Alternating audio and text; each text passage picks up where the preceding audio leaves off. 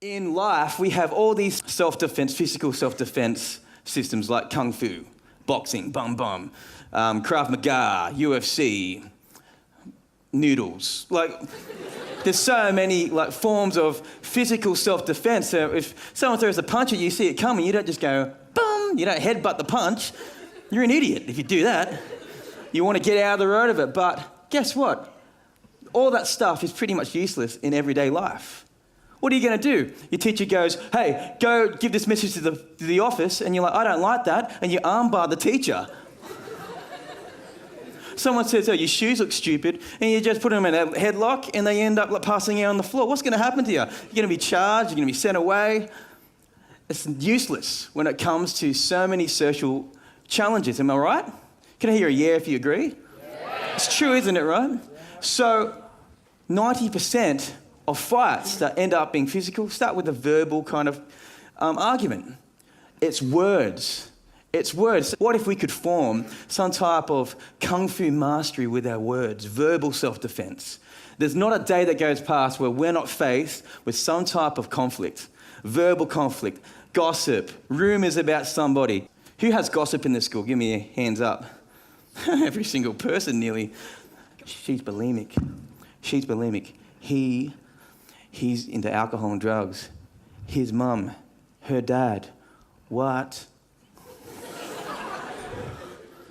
Your brain has a function called the reticular active system, RAS. It's like what we put into homing missiles.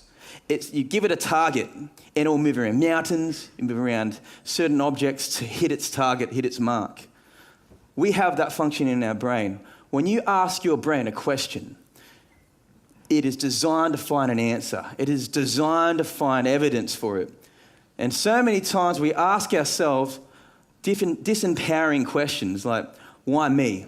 Your brain goes, well, because you're not as cool as that other guy. And remember that time? It brings back all these things. It's an unhelpful question. Or what about that time? Or this always happens to me. Oh, my body's not very good. Oh, I'm not very smart. And your brain goes, it's actually true. Like there was a time in year one where you didn't do very well, and remember that time you slept in your exam mat? I'm like, yeah, I remember that. True story. Your brain has this function, but get this, right? What you focus on is what you feel. What you focus on is what you feel.